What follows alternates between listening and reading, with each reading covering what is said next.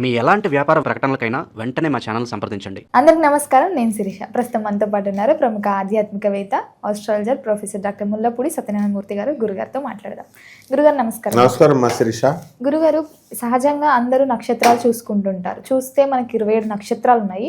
ఈ నక్షత్రంలో పుట్టిన వారు చాలా అదృష్టవంతులు, ఈ నక్షత్రంలో పుట్టిన వాళ్ళు మిశ్రమ ఫలితాలు ఉంటాయని. సో ముఖ్యంగా చూసుకుంటే మరి ఈ 27 నక్షత్రాలలో ఏ నక్షత్రంలో పుట్టిన వారికి అదృష్టవంతులు అవుతారు? 27 నక్షత్రాలకి ఒక్కొక్క స్పెషాలిటీ ఉంటుంది. ఎవరి ప్రత్యేకత వాళ్ళదే. డాక్టర్లు అవ్వాలంటే అశ్విని నక్షత్రంలో పుట్టాలి. అశ్విని నక్షత్రంలో పుట్టిన అశ్విని దేవతలు ఇద్దరు కూడా వీళ్ళు ఈ రాశిలోకి వచ్చేస్తారు. అశ్విని నక్షత్రంలోకి వచ్చేస్తారు, మేష రాశిలోకి వస్తారు. సాక్షాత్తు శ్రీకృష్ణ పరమాత్మ రోహిణి నక్షత్రంలో పుట్టాడు. శ్రీరామచంద్ర ప్రభు పునర్వసు నక్షత్రంలో పుట్టాడు. కలియుగ దేవుడైనటువంటి వెంకటేశ్వర స్వామి వారు శ్రవణ నక్షత్రంలో పుట్టారు. అమ్మవారు మూలా నక్షత్రంలో పుట్టింది, సరస్వతీదేవి. మరి ఏ నక్షత్రం గొప్పదని చెప్తాం? కాబట్టి అన్ని నక్షత్రాలు గొప్పవే. అయితే ప్రత్యేకించి మనకి 2 నక్షత్రాలు 3 నక్షత్రాలు మహా గొప్పవన్నమాట. ఇప్పుడు సీఎం జయలలిత అయింది. జయలలిత యొక్క నక్షత్రం, ఆమె మా గురువు కాబట్టి చెప్తున్నాం, తమిళనాడు హీరోయిన్. ఒక రంగాన్ని ఊపేసింది, తెలుగు రంగాన్ని, కన్నడ, తమిళ అంతా ఊపేసి సీఎం అయిపోయింది ఏకంగా. తమిళనాడుకి నిరాఘాడంగా పరిపాలించింది. ఒక్క ఓటు తక్కువతో వాజ్పేయి ప్రభుత్వాన్ని పడగొట్టేసింది. అంటే అంత ఐరన్ లేడీ. మూలా నక్షత్రం. అటువంటి గొప్ప నక్షత్రాన్ని పట్టుకొని ఇప్పుడున్నటువంటి జ్యోతిష్కులు ఏం చెప్తారంటే, మూలా నక్షత్రంలో చేస్తే మూలనున్న ముసలమ్మ ఫట్టు అంటారు.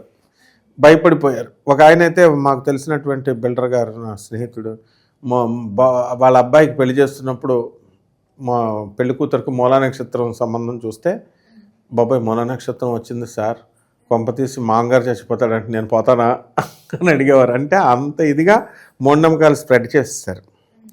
అత్యంత శక్తివంతమైనటువంటి నక్షత్రం మూలా నక్షత్రం. దీంట్లో చంద్రహాసుడు పుట్టాడు. ఆ చంద్రహాసుడు రాజయ్యాడు. రాజయ్యి ఆయన బ్రహ్మాండంగా పరిపాలించి మంచి కీర్తి ప్రతిష్టలు తెచ్చుకున్నాడు. ఇలా పాము, చంద్రహాసుడు ఇలా పుట్టినప్పుడు పాము ఇలాగ పడగ పట్టిందనమాట. మూలా నక్షత్రం కేతువుకు సంబంధించింది. తర్వాత 2వ నక్షత్రం ఆశ్లేష నక్షత్రం. ఇది చేసుకుంటే అత్తగారు టపి అని పుకారులు పెట్టారు మనవాళ్ళు. మూలనున్న మా ముసలమ్మేమో అక్కడ పెట్టారు ముసలోళ్ళకని. అసలు ఆశ్లేష నక్షత్రం వాళ్ళు వస్తే అత్తగారు టపి అనగానే అందరి గుండెల్లో బాబాయ్ చేసుకుంటే ఈ అమ్మాయి ఏంటి అని భయం పెడుతున్నారు.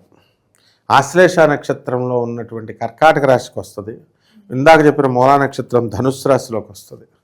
ఈ ఆశ్లేష నక్షత్రంలో పుట్టినటువంటి వాళ్ళు వర్క్ మైండెడ్ ఉంటారు, డ్యూటీ మైండెడ్. ఎంతసేపు కూడా వర్క్ విషయంలో బ్రహ్మాండంగా చేస్తారు, చదువుల్లో సక్సెస్ అవుతారు, మంచి ఉద్యోగం, కెరీర్, వాళ్ళు ఏ ఉద్యోగం చేసినా కూడా అందంగా బ్రహ్మాండంగా చేస్తారనమాట. కాబట్టి ఈ యొక్క ఆశ్లేష నక్షత్రం బ్రహ్మాండంగా వీళ్ళకి ఇదైద్ది, పవర్ఫుల్ నక్షత్రం.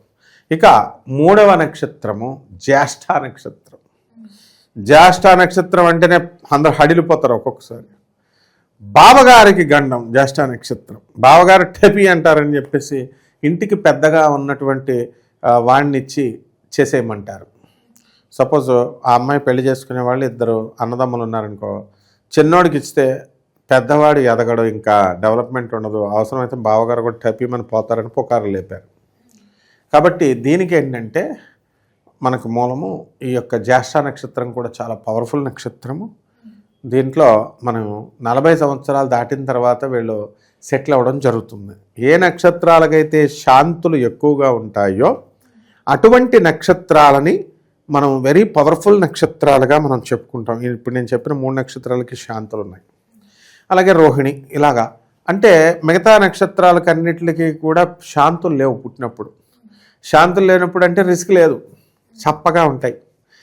కిక్ ఉండాలి. రవితేజ ఒక సినిమాలో ఏమంటాడు, కిక్, సినిమా పేరే కిక్ ఏమో కదా, అందులో ఏదన్నా ఉంటే కిక్ ఉండాలని చెప్పేసి పెళ్ళి లేపుకెళ్ళిపోతుంటే వాళ్ళకి వెళ్ళి చెప్తాడు, ఇదిగో ఈ పెళ్ళి ఇక్కడ చేసుకోమని వీళ్ళకి చెప్తాడు. లేపుకెళ్ళిపోతుంటే ఇదిగో మీ అబ్బాయిని లేపుకెళ్ళిపోండి అని, లేపుకెళ్ళిపోండి మీ అబ్బాయిని అని చెప్పేసి ఇక్కడ చెప్తారు. కాబట్టి ఈ రకంగా మనకి ఈ కిక్ అనేటటువంటి ఇచ్చేటటువంటి నక్షత్రాలు ఇవి. కాబట్టి మనము ఈ 3 నక్షత్రాలు చాలా అత్యంత శక్తివంతమైనటువంటి నక్షత్రాలు. ఇవి 40 సంవత్సరాలు దాటిన తర్వాత జ్యేష్ఠ నక్షత్రం వాళ్ళకి కలిసి వస్తాయి. 28, 29 సంవత్సరాలు దాటిన తర్వాత మూలా నక్షత్రం కలిసి వస్తుంది. అలాగే ఆశ్లేష నక్షత్రం కూడా 26 సంవత్సరాలకి వీళ్ళకి బ్రహ్మాండంగా కలిసి రావడం అనేటటువంటివి జరుగుతాయి అన్నమాట. కాబట్టి ఈ నక్షత్రాలు అత్యంత శక్తివంతమైనటువంటి మా అమ్మ.